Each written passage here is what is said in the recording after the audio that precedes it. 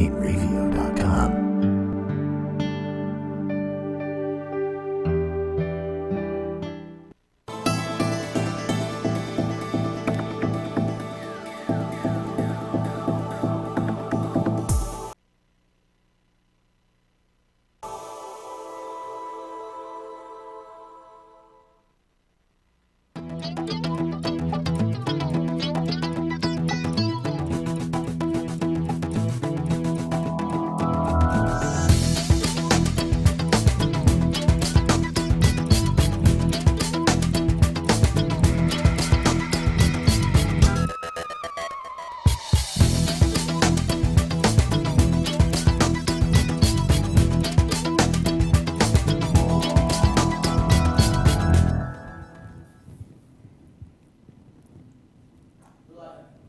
Hello again, everybody. This is Joe Larson. You're watching the 505 on Racing Show. Welcome to another night of race talk. I'm glad you guys and gals out there were able to log in and check us out. Had a good weekend of racing. I hope you did as well. And you know, it's funny. I went to Waterford, the London Waterford Speed Bowl this Saturday night to check out the action there. They had the vintage cars from Near and Star. They had over 30 vintage cars in the garage area, and they raced. They had 4 separate we call them feature events, and these guys race. We're going to talk about that a little bit, but I'll tell you what, I'm walking around, I got the mic in my hand, and my camera guys follow me around, and you know, just looking at stuff, saying hello to people. And one of the first cars that I noticed was the 49 modified, and it had Chris Young written on it. So of course I got to go talk to the car owner about it, and I said, so where'd you get this car? He said, I bought it from Chris Young back in like the early 80s, late 70s, early 80s. I said, did you really? He goes, yeah. And then I gave him the bad news that Chris Young had passed away. And they were upset over that, as you can understand. And the car, and I said to the guy, and I've known Chris Young for probably, 40 years. And every car he ever drove, on the drive shaft tunnel, there was a handle. So I'm going to look in this car. This car has a handle. The guy's giving it, you know, straight. So I look inside. He goes, "Here, look." I said, "I'm looking for that handle." He goes, "You mean the handle that you used to hold on?" And when he said that to me, I remember the discussion I had with Chris Young when I hopped in his modified here on Long Island. And I said to Chris, I said, "What's that handle for?" He goes, "That's to hold on." And it was the original Chris Young modified from Meister Speedway. And then I'm walking around a little bit more, and one of the guys comes up to me. He says, "You're from the 505 On Show." I said, "Yeah." And, I mean, I had the mic in my hand, but you know, it says inreview.com. He goes, "My wife found your show while surfing the web, looking for racing shows." He goes, "We log in just about every Monday night." And that was Adam Zellmer. And it was just sitting there talking to him. I had a great time talking about the old days and how did you get your car, where's it raced, what do you do, and getting the history of these cars. And I kind of walked around the garage area where they had these vintage cars from Star and Near, and just looked at all these cars. And some are what they call clone cars. They were rebuilt and remanufactured to look like the cars of then, and some of them were the original ones that came off the racetrack and got restored. These guys find these cars in junkyards, in the backyards of people with trees growing through them, and they take the time to restore them to the original look.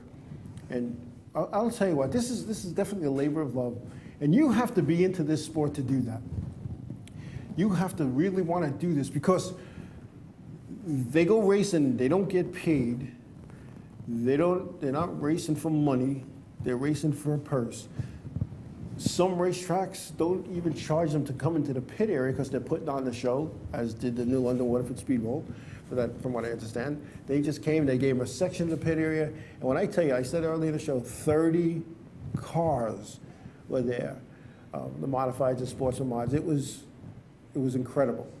And there was one of the gentlemen that were there, Sal D, they call him. Sal D was the 1965 Waterford Speed Bowl modified champion, and he was there to hop in his car, 50th anniversary of his championship, and he hopped in his old car to go do some laps. And he started last, and he worked his way through the field, And unfortunately, going for the lead, now this guy is like 77 years old, going for the lead, he touched, he ended up in the fence and tore the car up. It was a shame. But watching these guys race, and they don't just ride in a parade. These guys are racing. Maybe not as hard as they did 30, 40, 50 years ago, but they're racing. And all they're racing for is a trophy. And I've always said that. People talk about, oh, the purse. The racetrack should give them more money. Racing. Let me tell you something. You schedule a race, and you say, we're racing for a trophy. They're going to show up and race. 30 cars showed up to race. I'm going to keep saying that. 30 cars showed up to race in an event that paid zero. One guy got a trophy at the end, the guy who won. Oh, gal. There were a couple of girls driving these cars too. But the New London Waterford Speedway, I want to thank them for their hospitality. It's always nice when you can walk into a racetrack and go to the VIP window, sign in, they welcome you with open arms, and you have free reign wherever you want to go. Kevin Basic, Long Island Need for Speed, was up in a perch filming the races, just like he was a regular guy, like a TV man. And I guess he is, for radio. And, he had his thing. I was all over the place. And just like I said, just walking around and people coming and talking to me and talking about my show. I could not believe that this one guy came up to me and said that he watches the show and looking forward. And from my understanding, they'll be on tonight watching as well. But we took a lot of footage. We have some interviews. We're going to use them at a later date, those interviews, and we'll let folks know it ahead of time. And we're going to use the footage that we have from the New London Waterford Speedbowl. And and even the car counts in the weekly divisions that were there, they had some decent car counts. I believe there were 24 SK modifieds. There was some sport modifieds. Had a good showing. 15 or 16 late models. It was just like a sportsman type of car. Now, considering this racetrack, they didn't know if it was going to open this year. They've come a long way. And my hat's off to them for making it happen. And also my hat's off to the competitors who had faith enough in the new ownership not to bail out and to stick with them. Because from that pit area was pretty crowded. And the only thing I didn't understand was when the show was over, I'm going to go down the pit area and talk to people. It was empty. The only people left in the pit area was the feature that just came off the track. It's not like the tracks, ISO Speedway, when I was a kid growing up racing, we stayed at that track after the races, barbecuing, drinking, partying, whatever we did back in the day until the sun rose. The guy who ran the place said, just put the padlock on the gate when you leave. But I walk into the pits after, there was nobody. There was nobody in the pit area. So I guess that's a Long Island thing, partying after the races. But we had a good time. We had a real good time, and it was all good. It was all good. So anyway, the New London Waterford Speedbowl. If folks, you have an opportunity, I got back from there like 2 hours. Not a bad trip. Check it out. Right across the Sound from Long Island. Those of you up in New England know how to get there. It's real simple. But there were a couple of Long Islanders at that place too. And when we come back in the second segment, we're going to talk about a certain driver who was there that I did not expect to be there running an SK car. But that's neither here nor there. But the nostalgia cars is Star, which is the Senior Tour Auto Racing, and Near, which is the New England Auto Races. They got together and they put on one heck of a show. One heck of a show. And like I said, it was promoted very well. They had all the cars lined up in the midway before and after their races. And it was just a real good thing. But again, my hat's off to that organization. Even the head person, Mary, who was running it, let us in on the drivers' meeting. We were there having a good time with the drivers' meeting. In fact, we were filming the drivers' meeting. I had the mic. I was holding the mic like here, like I was, just holding it on so we could go. And she said, I guess these guys from the TV show are going to go back to Long Island and show people how a drivers' meeting really should be done. And I'll tell you what, it was a very positive drivers' meeting. Very positive. And that's what's missing at some of the weekly racetracks, is you don't use the drivers' meeting to beat up on a particular driver or embarrass a driver or two. They made it very positive, and they introduced Sal D, the 65 modified champion from the Waterford Speedboat, some 50 years ago, they introduced him and made a big thing, and all the other drivers clapped for the guy. The look on his face was priceless. And then they just talked about the procedure, how it was going to work tonight. Very, very positive. And that's what it's supposed to be. Like I said, I've been to a lot of drivers' meetings where, especially at the weekly tracks, where, you're beating up people. You're beating up, and if you don't do this and you don't do that, that's not what you should be doing, guys. If you're an official that's out there and you're involved with a weekly track and you're watching and listening, don't do that stuff. Because remember, the teams that come to your racetrack, without them, you don't have a job. And without these guys and gals who are putting on the show, there's no show. And you know what happens when you don't have a show and you don't have cars, you don't have people in the seats, the weeds start growing through the cracks in the pavement. So think about that, guys and gals who are officials at your weekly track. Think about that. Think about if you were a competitor, how would you want to be treated? You want to be treated with dignity and respect, and you want to enhance their self-esteem just a little bit. If you have an issue with a driver, and kind of going off on a tangent, but if you have a situation with a driver, let's call it a misunderstanding, a miscommunication, the guy's all upset because you blew the call or you missed the call, and that's the guy that you need to take for a ride or take for a walk and talk to him beforehand, or her. I used to call them Uncle Joe talks. Let's go for an Uncle Joe talk, and we would talk. And sometimes you have to agree to disagree, but never embarrass a driver at a driver's meeting. And that was a lesson. And I tried never to do that. I can't say I was 100%, in doing that. Sometimes you get off in the heat of the moment, you say things that you don't mean, but please, you don't have to tell me about that. But I was very impressed the way they handled that drivers' meeting. And you know what? Even though it was a vintage racing thing or nostalgia race, whatever you want to call it, they were still racing on the racetrack. They were still strapping in. They were still going as fast as they could go at 77, 75, 72 years old. I mean, there were some younger people, like in their 60s, but for the most part, these guys were old. And the Donald, you're welcome. You're welcome. And again, thank you. And good to see everybody in the chat room today. But remember that, and anytime you can go watch one of these races, these guys, let me tell you something. One of the cars bent something in practice. They can't go to their local parts guy. They can't go to the track parts guy. These parts aren't readily available, so they have to make the parts themselves. And I watched the guy, I'm watching this guy, they tubing, and he's cutting it with a hacksaw, and he's trying to make all these pieces to get back his front end right and to make it happen. This is what it's all about. This is what it's all about. And these guys work hard and gals work hard, and show them some support. You see there's one of these vintage races or nostalgia races somewhere, take a look at your schedule, see if you can make it up, and give them some support. And then at the end or during when they're on the midway, go tell them thank you. Just the looks on their faces. Especially a car you might remember. Hey, I remember that car. That one raced here, raced there, raced the other way. Yeah.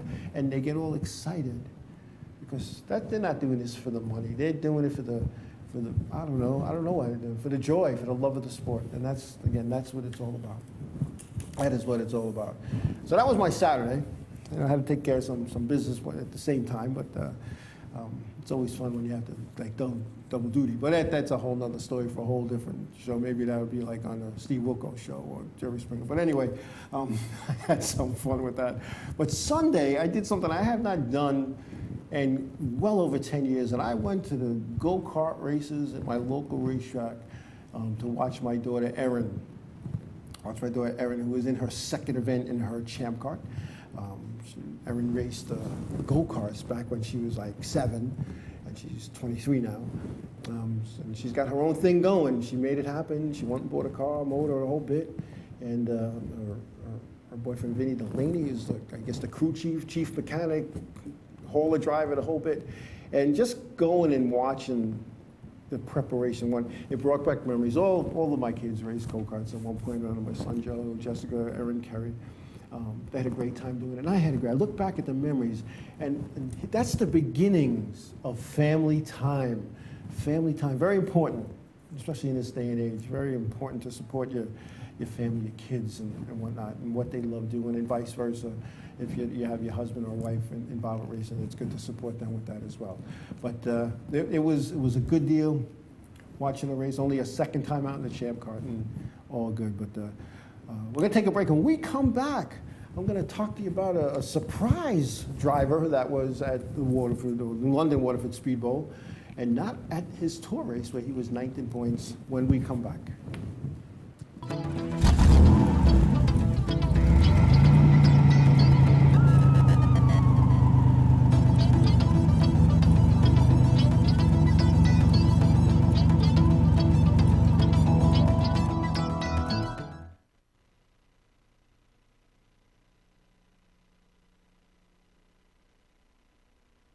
Hey, this is Chris Jake, and if InRavio.com spots you at an event wearing this bracelet, they will give you $100.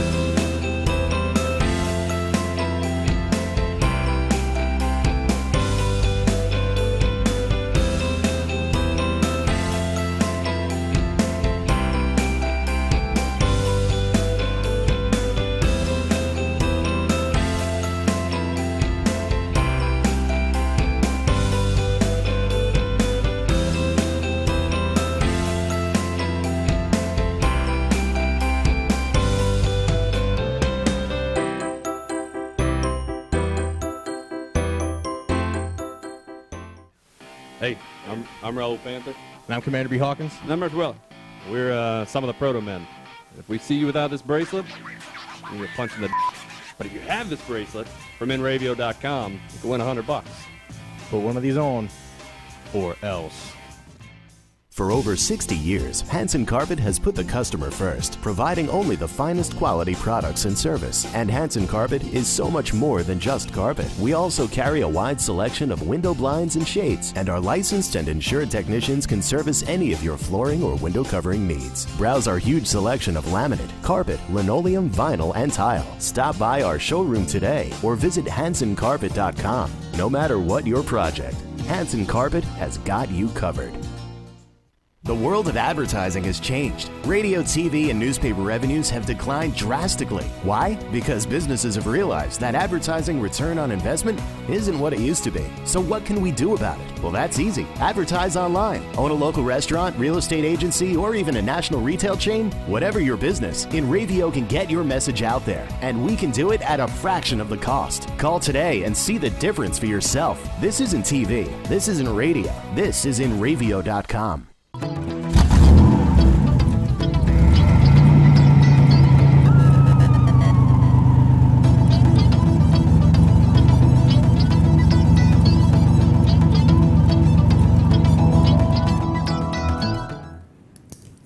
Hey, we're back.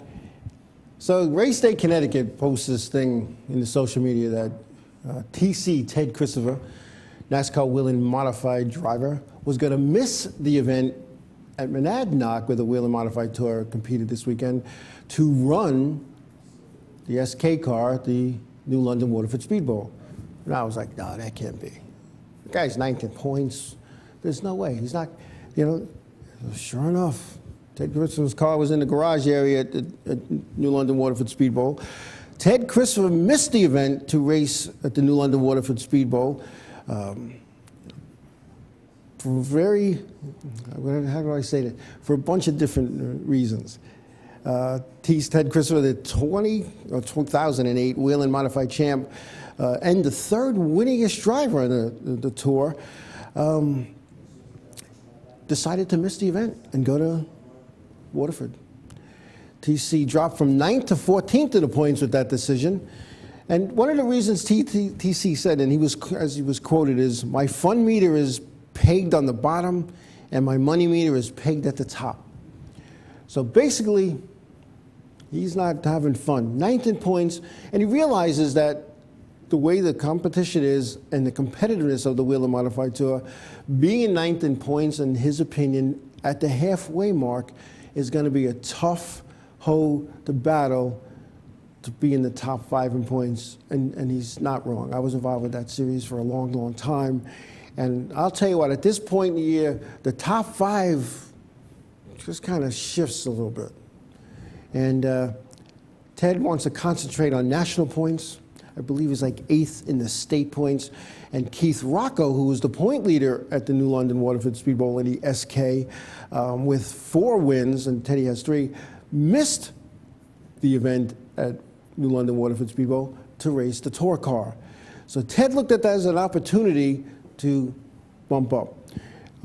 Couldn't find Teddy. It was funny. 2 moving targets just don't hit. Couldn't find him in the garage area to talk to him one-on-one. But, you know, Race Day Connecticut had put this event on now. Ted Crisler, he wrecked badly at New Hampshire last week.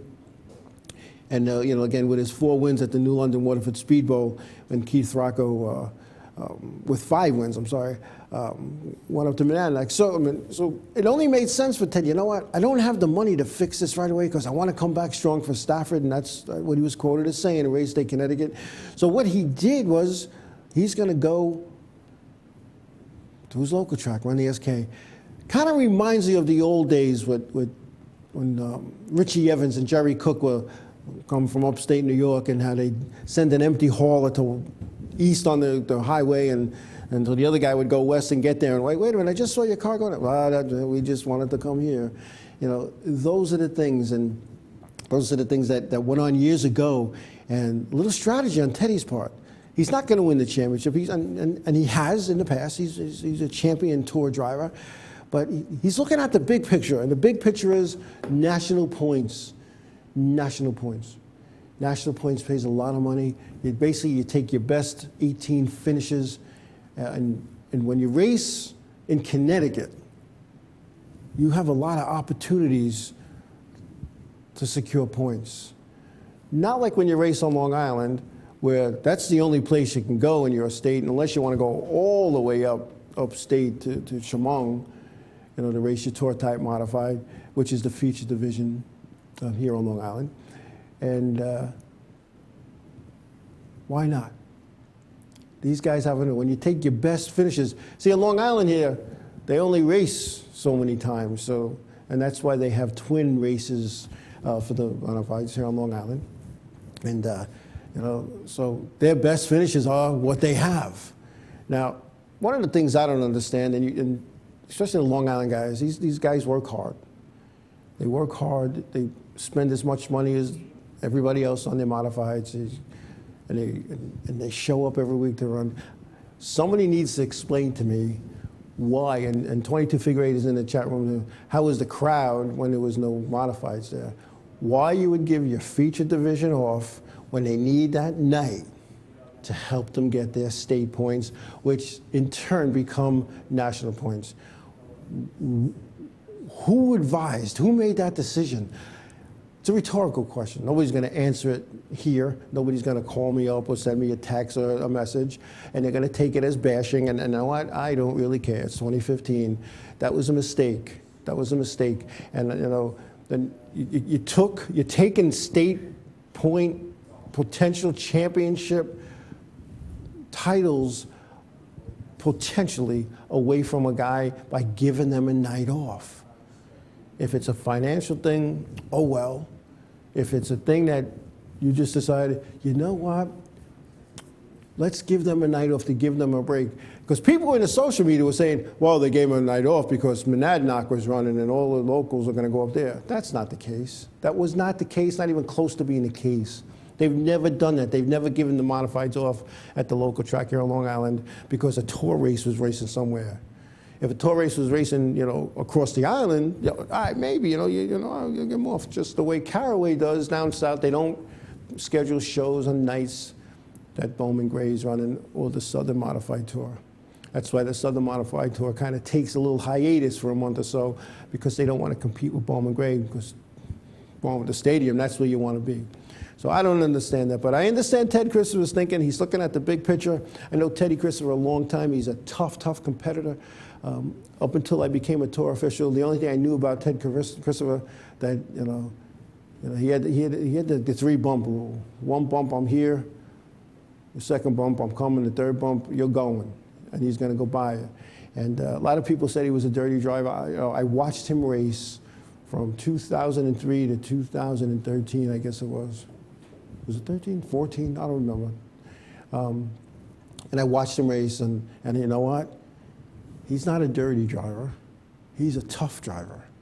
And if you're going to pass him, you're going to earn it. And if you're going to try to put him in the fence, you're going with him, and vice versa. But I don't know. And I'd like to welcome, I got Tracy Chirico, business operation manager for Bethel Speedway. Welcome, and thank you for your help there at 22 Figure 8 is wondering about racing. And yes, at age 8, you can run a Bandolero. And I'll tell you what, if you don't have a go-kart club in your area at your local track, but they have bandoleros, I guess is the way it's said, that's the way to go. And you work your way up, and you go from bandoleros to legends, and there's different groups of legends. There's age groups, if I'm not mistaken. Tracy could probably explain it better. And now you're ready. You're ready to go race a full-size stock car, whether it was a late model, a street stock, or a modified. I get a little concerned when I see these guys that have, their dads or moms or whatever businesses have, could write that big checkbook and just throw them right a modified. There's a couple of guys that I've seen that work with.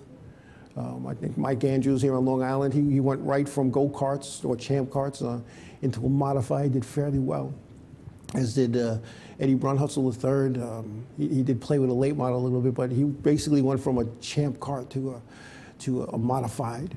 And there's some people that did not work for, and they're still kind of struggling along, trying to make it happen. But moving up the ranks, and Brendan Bach went up to Monadnock on Long Island to race. He had a nice finish at Monadnock, and but it's a track similar to Riverhead, a tough high bank quarter mile, and you have to do those things, and you have to work your way up. I believe in that. You kind of work your way up, and one of the things I tell new drivers, when they drive, and what you tell them to do is, your first goal is to stay on the lead lap. Now you've made that, and this is just my opinion, and this is how I talk to new drivers. Now you've stayed on the lead lap. Now your goal is to pass a car without hitting them. Now once you've done that, now you want to pass groups of cars. And sometimes in the same race you can do that. You might pass, hey, wow, that worked. Then you have an opportunity to pass a couple more. And now what you want to do is now you set a realistic goal. And I call them SMART objectives, and SMART is an acronym. SMART is basically, it's a specific, measurable, action-oriented, real-time. And you want to do that. So what you do now, you've passed cars. Now you want to finish the race. Now you want to finish in the top 15, the top 10, the top 5. You're not going to do that in a couple of weeks. It might take time. All right? It might take time, but I've always said that. And I joke around with guys when we talk about what I'm going to be doing, and that's like a whole big secret again. But I got to follow my own advice. I got to follow my own advice, and I'm starting to have fun with racing, and I'm having fun going to races. I'm learning to watch the race from a different perspective. People go to the races with me, think I'm too serious when I watch the races. I'm starting to have fun watching races again, because the official hat, it's been a couple of years, the official hat is off. Now I'm watching the race as a race fan and getting into it and going to other racetracks, and it's all fun again. It's all fun. But anyway, the Wheeler Modified Tour was at Monadnock this past weekend, and it was all good. What we had here is Doug Coby with his 3rd win at Monadnock, the 3rd win on the tour this season. Woody Pitkat 2nd. Justin Bonsignor was 3rd. Todd Szegedy was 4th. Troy Tellman was 5th. Eric Goodale, 6th. Sean Solomino was 7th. Andy Seiss was 8th. Chase Dowling was 9th. And Ryan Preece finished 10th, starting from the pole. After 8 races, the points look like this: is Pitkat, Preece, Coby, Szegedy, and Eric Goodale cracking into the top 5. Eric Goodale, a Long Islander, who I've watched come across the ranks over the years. Tough guy, man. I'll tell you, one of the nicest guys in the garage area. He straps into that race car. It's all business. It's all business. And one of these days, we'll get him live here. But it's all good. And I believe the next event will be at Stafford for the ground-pounding 600 horsepower modifieds. So it's all good for them. All good. What do we got? We're going to take a break. When we come back, we'll talk about what went on here this past weekend. Well, actually, what went on in Eldora with the trucks. And then the Cup and the Xfinity cars were in Indy. And we'll talk about some of that as well when we come back.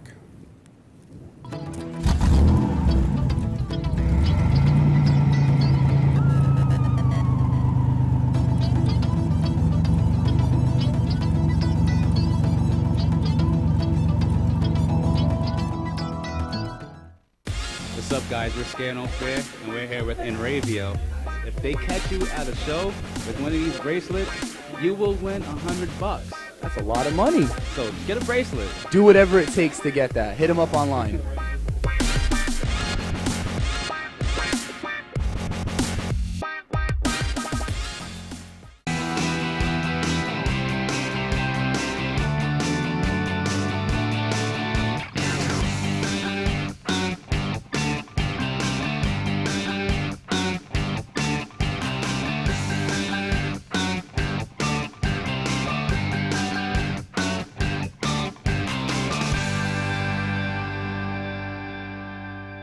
The world of advertising has changed. Radio, TV, and newspaper revenues have declined drastically. Why? Because businesses have realized that advertising return on investment isn't what it used to be. So what can we do about it? Well, that's easy. Advertise online. Own a local restaurant, real estate agency, or even a national retail chain? Whatever your business, Enravio can get your message out there. And we can do it at a fraction of the cost. Call today and see the difference for yourself. This isn't TV. This isn't radio. This is Enravio.com.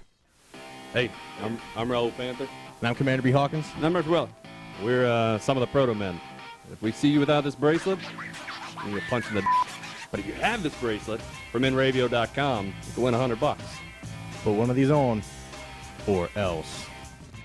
For over 60 years, Hanson Carpet has put the customer first, providing only the finest quality products and service. And Hanson Carpet is so much more than just carpet. We also carry a wide selection of window blinds and shades, and our licensed and insured technicians can service any of your flooring or window covering needs. Browse our huge selection of laminate, carpet, linoleum, vinyl, and tile. Stop by our showroom today or visit HansonCarpet.com. No matter what your project, Hanson Carpet has got you covered.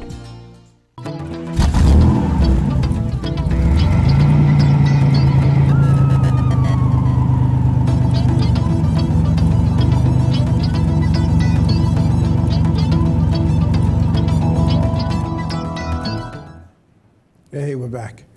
The Campbell World Truck Series, we're in Eldora. Tony Stewart's little piece of real estate in Ohio. Racing on dirt. Campbell World Truck Series. I'll tell you what, that's got to be a big difference. And when you look at the finish here, you see names that, when we look at the top 10, Christopher Bell was the winner. Bobby Pierce was second from the pole. Tyler Riddick was third. Eric Jones was fourth. Daniel Hemrick was fifth. Austin Dillon was sixth. John Hunter Nemechek, seventh. Cameron Haley, eighth. Matt Crafton, ninth. And Ty Dillon rounding out the top 10. I'll tell you what, it's a whole different ball of wax to race on dirt. I saw somebody had mentioned earlier, I think it was Donald there in the chat room, that rumor had it that I was going to drive something at the Orange County Fair Speedway, possibly a demo or something to that matter. And I'll tell you what, no offense to the Donald, who I think I know who the Donald is, I was never into demos. and I know I'm gonna get killed by the demo racing community. To me, a demolition derby is not a race. It's a thing. I guess it's a race. I mean, the last guy running is the winner, but to me, it's an event, and so. I'm not into that. I'm not into the demos. I don't mind watching demos, but the demos of today that I've seen in the last couple of years are not. Maybe I was spoiled. I remember watching 50-car demolition derbies, 100-car demolition derbies at ISO Speedway, and just watching These guys get beat on each other. Now it's a matter of survival, and they're kind of not hitting the way they used to. And I really think that, you know, it's different. It's just a whole different thing with demolition derbies. I went to one track once for a demolition derby, and what they did is that there was a time limit, and you got so many points, and there was a score for every car. So you had so many points for a nose hit, for a back end hit, if you were able to spin the car around like a quarter turn, there was so many points, a half a turn, all the way around was a bunch of points. And if you're able to take a car out of the action, there was another bunch of points. And then when the time limit was up, you just put all the points together, and all the guys, all the officials said, okay, I got this, I got this, I got this. And then there's, okay, and the winner is, you know, Gagos Paisano, because he had, you know, 487 points. Little tough to score, but you have to hit. You know, and Gravel years ago, I remember he ran the demo meetings for me, because I don't know, what did I know about demos? And I remember Gravel saying, okay, and no cheese leakers, and any cheese leakers will be black flagged. And I'm like, what the heck is he talking about? A cheese leaker? You know? And I thought I understood what he said. I didn't hear him right, because, you know, we all know that I don't hear very well. So the meeting ends, they all walk away. I says, hey, Gravel, I got to ask you a question. He goes, I said, what the heck is a cheese leaker? He goes, oh, it's a guy that's just riding around, just tapping people so he's there at the end. Where did that term come from, Gravel? I don't know. And that's what it's been called since I've been racing demos for like 30, 40 years. And it's like SK modifieds. What does SK stand for? Nobody could tell me. Nobody could tell me. And in 22 figure eight, you're absolutely correct. I spoke to somebody years ago, and they said, oh, you ever race? I said, yeah, I race figure eight cars. Oh, what is that, an organized demolition derby? No, it's not. I mean, maybe it felt that way for guys like me, but no, it wasn't. It's a race. It's sophisticated, and there's timing involved. And these cars, they're not, you know, you go to Seekonk, and they look like four-cylinder Enduro cars that they use for figure eight racing. You know, they throw a roll cage in it, seat belts, and they, you know, whatever, and they hand paint the number on it or spray paint it on with Krylon, and then all of a sudden they're racing figure eight cars. Then when they saw our figure eight cars, and there was some pretty good looking cars back in the day, you know, Roger Main always had nice cars, Kenny Hyde always had a nice car. You know, guy Bill Steen, man, it looked like a late model. It was, and no matter what happened Saturday, the following week, these cars are back to pristine. The figure eights, and people looked at, well, how much is one of those things? I don't know, 20, 30,000. I don't know if you go get the best of everything. And they couldn't believe it, that you would take a chance to, you know, because they think you're supposed to wreck. No, you know, and I explained how figure eight racing works. And, you know, I should have explained this to myself back in the day, but now I understand. But, you know, you're going, and there's unwritten rules. You know, the lead guys have right away over the back of the pack guys, and of course over the lap guys. But here's what happens in figure eight racing for those who've never driven a figure eight. And 22 figure eight, correct me if I'm wrong. All right, the green flag flies, you go, boom, you make the right-hand turn, you go through the X, make the left. Now you're starting to slice and dice in the X. And as you go into a corner, let's say you're going to make the right-hand turn. You go into that corner, and you look, you do the knees. It's just a quick look. Who's down there? If it's wide open, your foot's to the floor and you're going.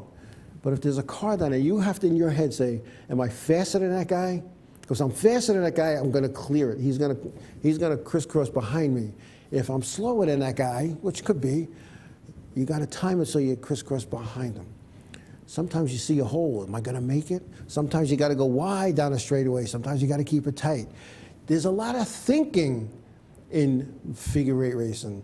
And I know some of the figure eight guys here on Long Island. A few years back, the figure eight course was underwater because of the water table here on Long Island. It just, they couldn't get the infield, you know, the water out of it. So they raced on the oval. And one of the guys, I said to him, how was it? How was it? He goes, it was boring. It was boring. He goes, I went down a straightaway for 4 seconds, made a left. Went down a straightaway, 4 seconds, made a left. And he goes, but I did it 20 times. He goes, there was no thought process. Now, when you've never really driven oval cars, maybe that's the thought process. But back in the day, when I first started racing figure eight cars back in '78, that's a long time ago, we qualified on the oval. So we that mentality of racing on the oval, we had it. But these guys that race figure eights today, they didn't have to do that. They just, everybody qualifies and you go race. And when you have a good field of cars, it puts on a good show. And I can't remember the last time there was some serious activity at the X. Maybe once a season, as opposed to, you know, back in the 60s where it was every week. But figure eight racing, there's something about figure eight racing. And, you know, Tracy Beth was saying she grew up around racing, and she's hoping a kid would have hated it. But obviously he doesn't. And, you know, I saw a video of that flip, and I'll tell you what, if that was my kid, I don't know what I would have did.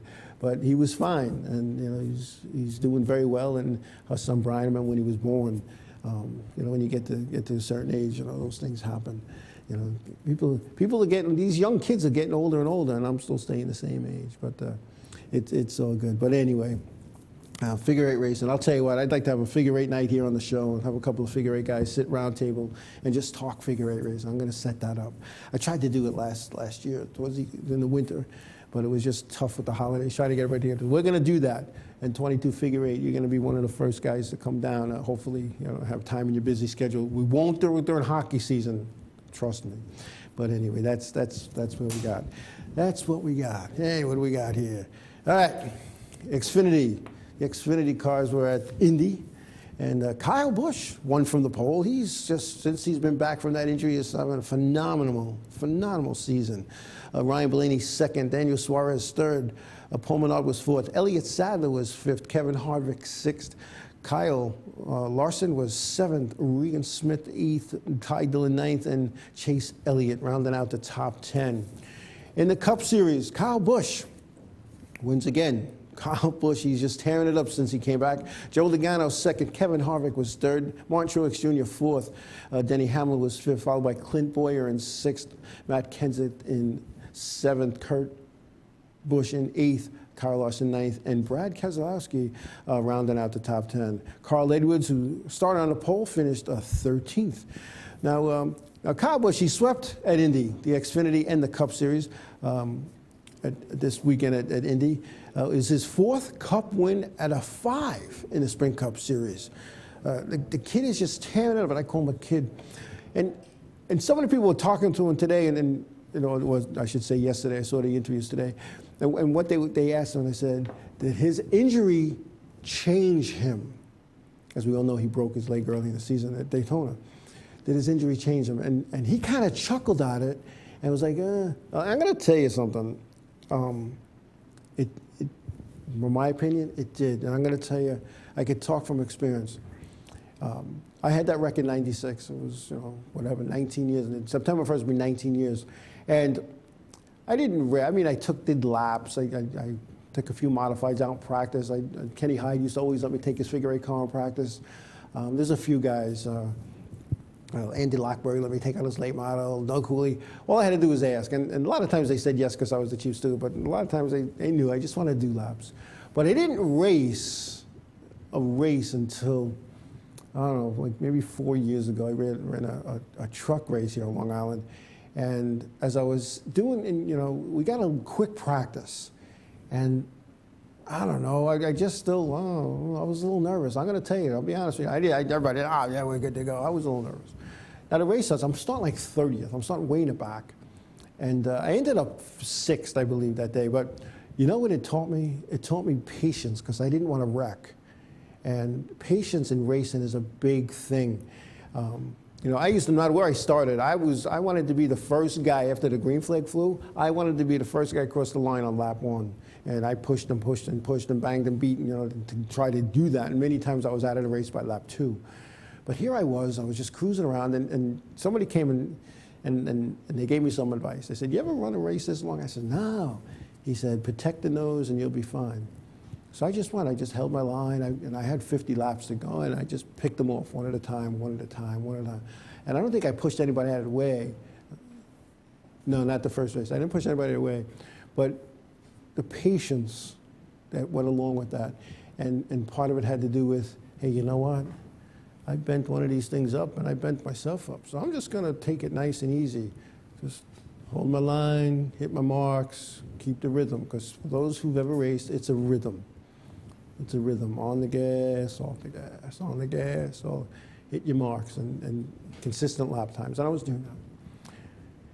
And all of a sudden, it was like a caution late, and I'm looking around, I'm like, wait a minute, red line in this field back up, and I'm like right here. I'm like, fifth or so. So I ended up finishing sixth, had a great time. So I had so much fun to do that, I convinced the guy to let me use his truck again. And again, I started deep in the pack, and I had like a fourth place finish. But the key was, to me, that was like a win, which I never had racing as a driver. I had him as an owner, I had him as a crew chief or a crew member, but I never won as a driver. And I was in a position to win this day, and I ended up finishing fourth, and it was all good. But it was patience, getting in the rhythm. And I'll tell you what, because I was injured, I wasn't trying to, if you got the spot, take it. If I'm alongside of you, I'm not going to do that to get you away. I'm going to stay as low as I can and not bounce off you and come off the straightaway and try to beat you to the next corner, not beat on you to get to the next corner. So, yeah, I think his injury, his broken leg, changed him. I think it changed him. He races with a different attitude. If you look at his face before, during, after race, that intensity, although it's still there to a degree, he's having fun racing. Because as one announcer had put it on the sports network, said that he lost something that he loved to do. He loved racing. And there's nothing worse as a race car driver to have to sit in the stands or sit in your living room while you're done and watch a race. There's nothing worse. Believe me, I think I'm a race car driver. It used to bother me to watch races. I'm not. I could be. I have opportunity, but it's like I said early in the show. I'm having fun watching races again, and that's a good thing. So anyway, so the Cup. That's what happened there, and the Cup will be at Pocono this weekend. I will be there as well, doing my thing, the thing that I do at Pocono. But it was good. Kyle Busch did a nice job, and it's good. Hey, the rules package at Indy. NASCAR still is analyzing the data after Indy, and they plan to talk to all involved. There'll be drivers, owners, crew chiefs, even some fan feedback, according to Mike Helton. And they're trying to please the fans. As fans want competition. They want side by side. They want racing. They want close, hard racing. They don't want to see a parade. They don't want to go to these 200-lap events or these 500-lap events and sit there and just watch the parade. And then all of a sudden that last pit stop happens, and all of a sudden they're going to go racing. That's why the stands are empty, sports fans. That's why it's happening. Because NASCAR realizes they need to please the fans, to get the fans to come back in the seats because the seats are empty. All right, so there you go. Now a lot of the drivers are complaining about the heat. The heat in Indy. Landon Castle performed an experiment of sorts during Sunday's event at Indy with the car temperatures in excess of 130 degrees in the cockpit. Castle wanted to know how much weight a driver would lose in a 400-mile race. Castle consumed 80 ounces of fluids during the race and ended up losing 8 pounds. So that's pretty impressive. Because, it does get pretty hot, even with the suits that they have on, that they wear today with the Carbon X liners and the Nomex and all that kind of good stuff. Kind of the sweat then kind of cools you down, but interesting commercial. Anyway, we're commercial over. I'm going to take a break. When we come back, we'll wrap it up real quick and figure out what's going on in the upcoming week. We'll be back.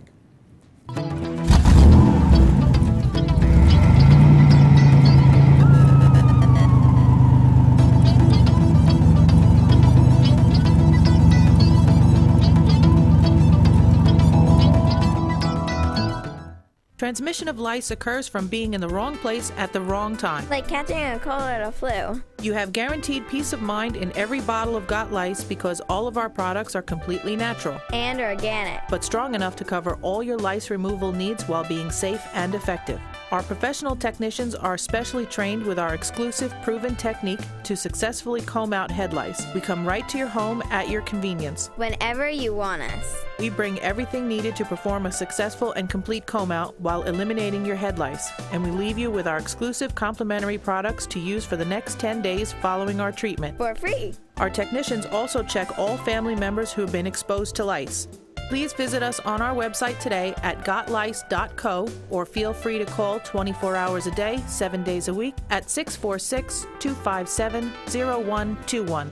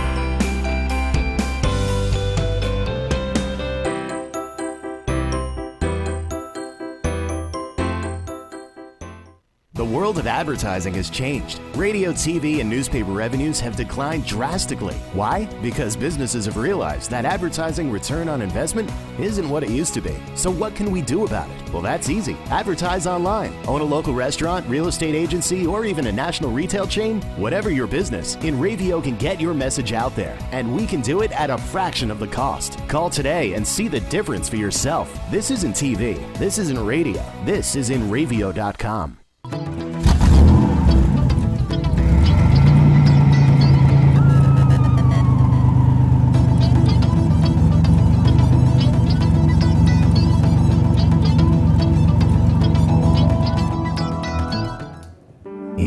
Hey, we're back. Anyway, we got about 8 minutes left or so. My camera crew headed to Englishtown, New Jersey for some drag racing activity. Got some footage that we'll be sharing with you guys and gals in the upcoming weeks. And they had like a nostalgia day there as well. Some of the old drags is from years and years ago, the front engine drags. For those of you in the chat, some of you youngsters, you don't remember the motors used to be in the front and the big blowers, and I can remember Shirley Muldowney going down and the blower exploded, and the whole pieces of the motor just hit her in the face. She was hospitalized, she was injured, and it took a little while, but finally the NHRA, I believe that was the sanctioned body at the time, changed that, and they went to the rear engine dragsters. But there was some like stock cars racing, back in the old days. Basically, they found the class to put you in one racing, so we'll have some footage from that in the upcoming weeks from Englishtown. Again, I want to put a big thanks to the drivers and teams and the staff and the officials of the New London Waterford Speedboat for their hospitality this weekend and for all their help in what I needed to do. Again, I want to thank them. I'll tell you what, there was a great crowd on hand for this race, and it was some really good racing. The show rolled right along, and I was just very happy. It was over by, I believe it was like 9:15. So it was a good night. It was a good night. I also like to thank all the members of Near and Star, the New England area racers and the Star people, for making me feel welcome and opening up their trailers and letting me sit in their cars and get a feel of what it was like. And just sitting around talking about old-time racing, because that's how I remember it.